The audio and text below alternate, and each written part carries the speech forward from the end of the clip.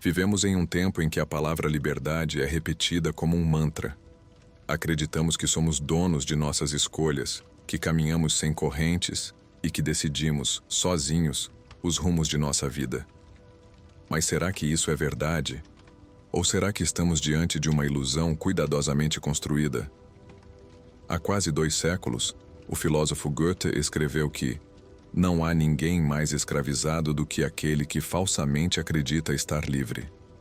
Essa frase, tão antiga, ecoa com força em nossa era digital, pois se por um lado não vivemos em um regime brutal como o descrito por George Orwell em 1984, por outro, não podemos negar os sinais de uma servidão silenciosa, quase imperceptível, que se espalha ao nosso redor.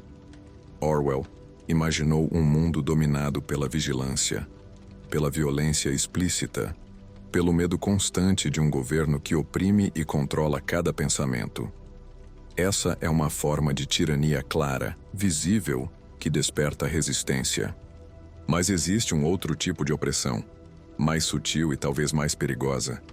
Aquela retratada por Aldous Huxley em Admirável Mundo Novo.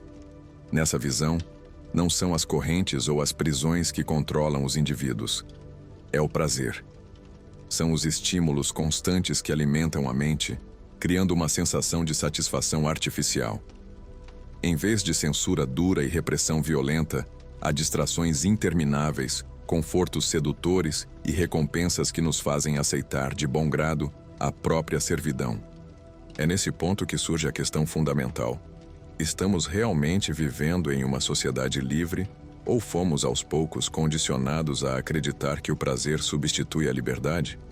Essa é a porta de entrada para compreender como o controle pode se estabelecer não pela força, mas pelo desejo. Se o medo mantém as pessoas submissas por um tempo, o prazer as mantém presas por muito mais tempo. A história mostra que a repressão pela violência é instável, sempre acompanhada do risco de revoltas. Mas quando o controle é exercido pelo prazer, a resistência se torna quase inexistente. No século XX, o psicólogo B.F. Skinner desenvolveu experimentos que ajudam a entender esse mecanismo. Ele demonstrou que o comportamento pode ser moldado tanto por punições quanto por recompensas. Quando um animal recebia um estímulo doloroso ao agir de determinada forma, ele aprendia a evitar aquele comportamento. Porém, quando recebia uma recompensa agradável ao agir como se desejava, a mudança era muito mais duradoura. Esse princípio, conhecido como condicionamento operante, revelou algo perturbador. A maneira mais eficaz de controlar não é punir, mas recompensar. Com recompensas bem dosadas, é possível treinar não apenas animais, mas também seres humanos, a aceitar padrões de conduta sem perceber que estão sendo moldados. Huxley enxergou isso com clareza. Ele percebeu que uma sociedade baseada no prazer seria capaz de eliminar o desejo de questionar a realidade. Afinal, quando a vida é preenchida por estímulos constantes, quando sempre existe uma recompensa acessível, a busca pela liberdade perde a força. O indivíduo deixa de perceber a ausência de autonomia porque está ocupado demais com pequenas satisfações. Essa forma de servidão é invisível. Não existem grilhões de ferro nem muros de prisão. O que prende as pessoas são gratificações imediatas, oferecidas como se fossem escolhas livres, mas que, na verdade, funcionam como ferramentas de controle. O prazer se transforma em uma armadilha dourada, na qual se entra sorrindo e da qual poucos desejam sair. No romance Admirável Mundo Novo, Aldous Huxley descreveu um futuro em que o controle social não era exercido por meio da dor ou da ameaça, mas através do prazer meticulosamente administrado. Entre os mecanismos mais marcantes estava a droga chamada soma. Era apresentada como um presente do Estado, uma substância que oferecia uma espécie de férias da realidade. Bastava uma dose para sentir euforia, esquecer preocupações ou, dependendo da quantidade, mergulhar em um sono profundo. O soma não apenas proporcionava alívio, mas também aumentava a vulnerabilidade das pessoas à propaganda e à sugestão. Quanto mais os cidadãos recorriam a ele, mais facilmente aceitavam a narrativa oficial. Não havia necessidade de prisões ou censura explícita. Bastava manter a população entretida e satisfeita com pequenas ilusões químicas. Mas a droga não era a única estratégia. Huxley também retratou uma sociedade em que a promiscuidade era estimulada desde a juventude. O slogan "Todos pertencem a todos" dissolvia laços familiares e destruía a monogamia. Com a família abolida, os indivíduos se tornavam mais fáceis de manipular, pois perdiam referências sólidas de pertencimento. O desejo sexual era constantemente alimentado e a sua gratificação garantida, funcionando como mais um elo invisível que mantinha todos distraídos. Além disso, o entretenimento sancionado pelo Estado desempenhava um papel crucial. O autor descreveu distrações incessantes, sempre fascinantes, projetadas para ocupar cada instante da atenção.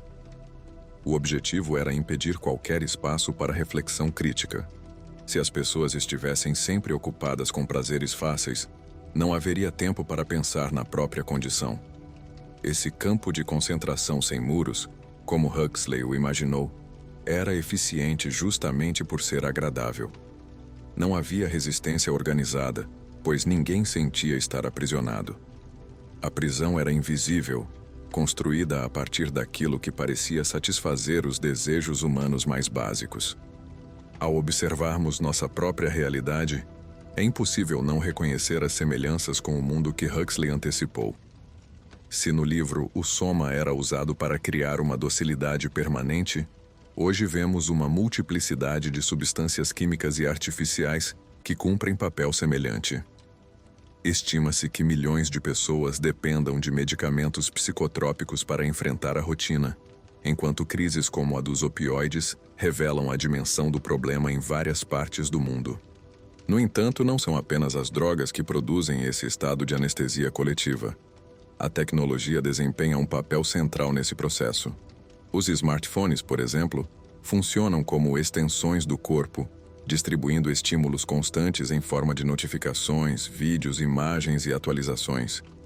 A cada toque de tela, recebemos pequenas doses de prazer que, com o tempo, se transformam em dependência. Outro elemento é a sexualidade transformada em produto. A pornografia online, acessível a qualquer instante, criou uma geração habituada à gratificação imediata e ao consumo ilimitado de estímulos sexuais.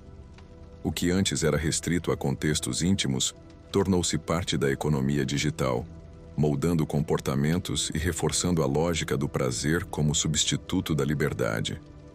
As redes sociais, por sua vez, são vitrines que não apenas entretêm, mas também controlam.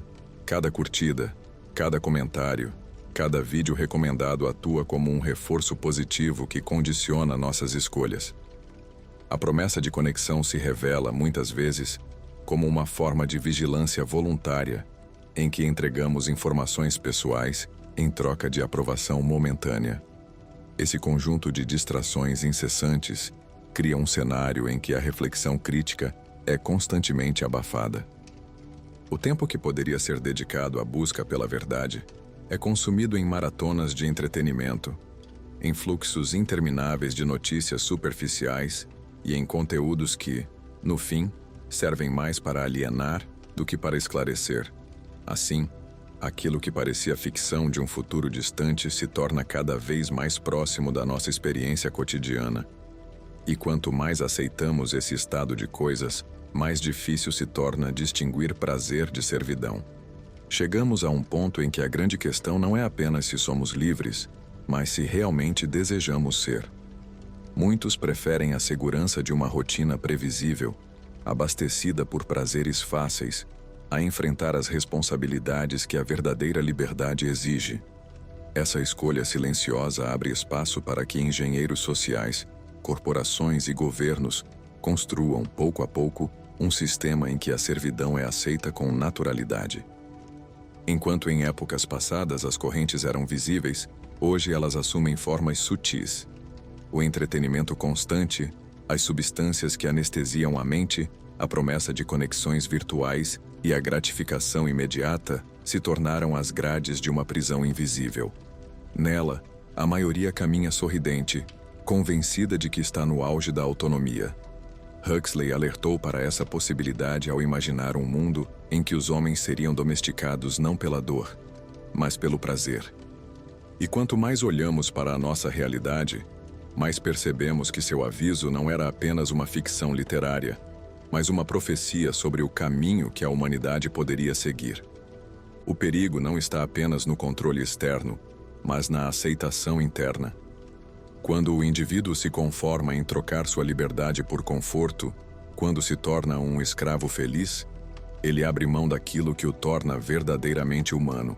Frederick Douglass, ex-escravo e pensador do século XIX, já dizia que a escravidão se torna absoluta no momento em que o oprimido passa a sentir satisfação em sua condição. Assim, a pergunta que permanece é simples e ao mesmo tempo profunda.